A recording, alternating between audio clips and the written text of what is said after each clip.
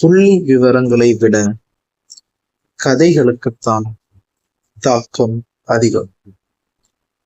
நமக்கு ஒரு விஷயத்த படிக்கும்போது அதுல புள்ளி விவரமா இருக்கும்போது நம்மளால புரிஞ்சுக்கிறது ரொம்ப கஷ்டமா இருக்கும்.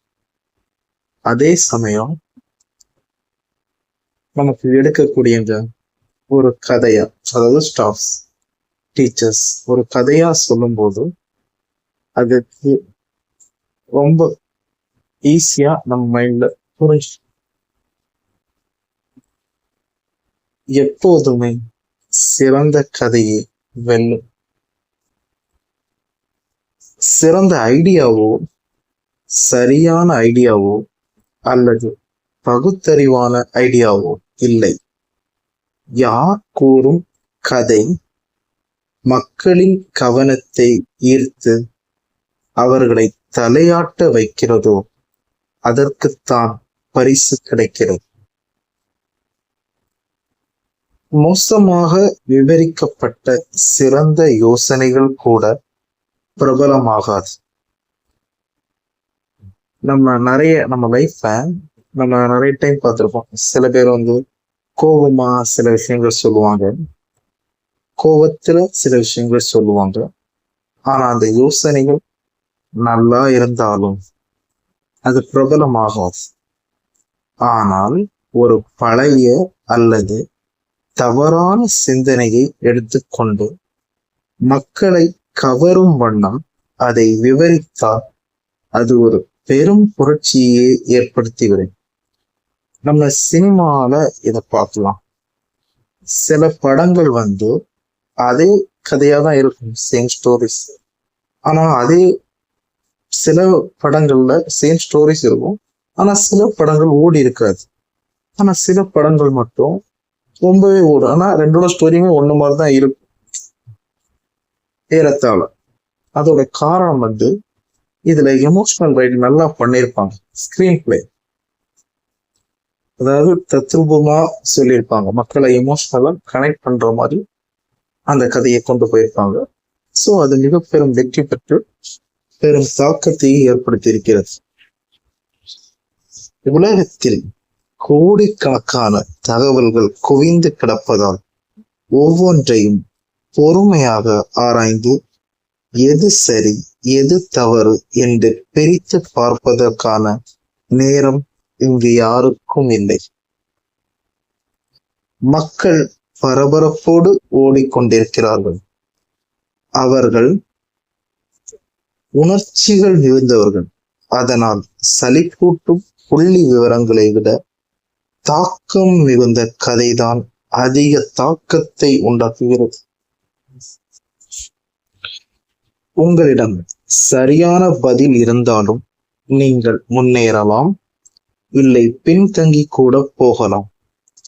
உங்களிடம் தவறான பதில் இருந்தும் நீங்கள் நன்றாக கதை சொல்பவரானால் நீங்கள் முன்னேறி செல்வதற்கான வாய்ப்புகள் தான் அதிகம். ஆனா குறிப்பிட்ட காலத்திற்கு மட்டும். ஆனா அதே சமயம் உங்களிடம் சரியான பதிலும் இருந்து நன்றாக கதை சொல்லும் திறனும் இருந்தால் நீங்கள் முன்னேறி செல்வதற்கான வாய்ப்புகள் தான் மிக அதிகம்.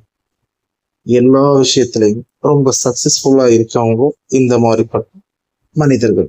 அதாவது சரியான பதிலும் இருக்கும், அதை புரிய வைக்கிற மாதிரி கதை சொல்லவும் அவங்களால முடியும். இதுதான் எப்போதும் நடந்திருக்கிறது, எப்போதும் இப்படித்தான் நடக்கும். இதை வரலாற்றின் பல பக்கங்களில் நம்மால் காண முடியும்.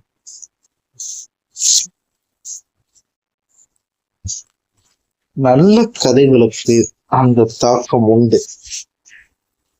எல்லா நல்ல கதைகளுக்கும் அந்த தாக்கம் உண்டு. உண்மைகளுடனும் விவரங்களுடனும் இதற்கு முன் விளக்கப்பட்டும் அதாவது உண்மைகளுடனும் விவரங்களுடனும் இதற்கு முன்பு விளக்கப்பட்டும் எந்த தாக்கத்தையும் ஏற்படுத்தாதவை சரியான விதத்தில் சொல்லப்படும் போது மக்களுக்கு பெரும் ஊக்கத்தை கொடுத்து சரியான உணர்ச்சிகளை தூண்டி இதற்கு முன் கவனிக்கப்படாத விஷயங்களில் மக்களின் கவனத்தை திருப்பி மாற்றத்தை ஏற்படுத்தும். இது சிறந்த பேச்சாளர்களோட இதுல நமக்கு பார்த்தா தெரியும். முன்னாடி சொன்ன விஷயங்களா தான் இருக்கும், ஆனா அவங்க சொல்ற விதம் அப்படி இருக்கும். சில இடங்கள்ல ஏத்த மறக்குமா, மியூசிக் எல்லாம் எடுத்துக்கலாம். சில மியூசிக் டைரக்டர்ஸ் அது பண்ணுவாங்க. ஆழ்ந்து யோசித்து பார்த்தா நிறைய விஷயங்கள் இருக்கும். நவீன காலத்தின் சிறந்த கதை சொல்பவராக கருதப்படுபவர் மார்க் டைவன். அவர் எழுதியதை திருத்தும் போது அவரது மனைவி மற்றும் குழந்தைகளுக்கு சத்தமாக வாசித்து காட்டுவாராம். அதில் ஏதாவது ஒரு பகுதி அவர்களுக்கு சலிப்பூட்டுவதாக இருந்தால் அதனை நீக்கி விடுவாராம். அவர்கள் எந்த பகுதியில் ஆர்வம் காட்டுகிறாரோ, எந்த பகுதியில் உன்னிப்பாக கவனிக்கிறார்களோ அந்த பகுதிகளை விவரித்து எழுதுவாராம். ஒரு நல்ல கதையில் கூட தாக்கத்தை ஏற்படுத்தக்கூடிய ஒரு வரிதான் மொத்த கதையையும் தூக்கி நம்ம பார்த்தா மிக வெற்றி அடைந்த படங்கள், சினிமா எல்லாருமே பார்ப்போம்ல. அதுல நமக்கு பார்த்தா ஒரு இன்டர்வல், அதாவது கொஞ்சம் லேகா போயிட்டு இருந்தாலும் ஒரு செம்மையான ஒரு இன்டர்வல் வச்சு செம்மையான ஒரு கிளைமேக்ஸ், ஒரு 10 சீன், அந்த பிலிம்ல ஒரு 10 சீன் செம்மையான சீன் வச்சுட்டாங்கன்னா படம் ஹிட்டு தான். அந்த தான் சொல்ல வராங்க. ஒரு கதையில், ஒரு நல்ல கதையில் கூட தாக்கத்தை ஏற்படுத்தக்கூடிய ஒரு வரிதான் மொத்த கதையுமே தூக்கி நிறுத்தும். சினிமா எடுத்துக்கலாம், இல்ல ஒரு நல்ல புக் எடுத்துக்கலாம், புக் படிப்போம்ல, அதுல இருக்கிற வார்த்தைகள், அந்த வரி மொத்த கதையும் தூக்கி நிறுத்தும். மக்கள் புத்தகங்களை நினைவில் வைத்துக் கொள்வதில்லை. ஆமா, நம்ம எவ்வளவு புக்ஸ் படிச்சாலுமே அந்த புத்தகங்கள் நினைவில் வைத்துக் கொள்வது, அதில் உள்ள வரிகளைத்தான் நினைவில் வைத்துக் கொள்வார்கள் என்ற ஒரு கூற்று உண்டு. இதுல இருந்து நம்ம எல்லாரும் ஒரு விஷயம் நல்லா புரிஞ்சுக்கணும். சிறந்த கதையே வெல்லும். அதாவது அந்த வரிகள், நம்ம பாடல்கள் எழுதுவோம், இசையமைப்பாளர்கள், அந்த பாடல்கள் மோஸ்ட்லி ஹிட் ஆகுறதுன்னா அந்த வரிகள், அந்த லிரிக்ஸ். ஸோ எப்பவுமே ஒரு விஷயம் நீங்க எடுத்தீங்கன்னா அது ஒரு கதையா மற்றவங்களுக்கு சொல்ல உங்களுக்கு முடிஞ்சா இன்னும் ஈஸியா இருக்கும்.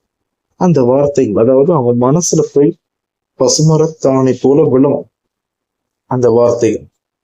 ஸோ கவனம் வையுங்கள், வெற்றி பெறுங்கள். இன்னொரு வீடியோவை சந்திப்போம்.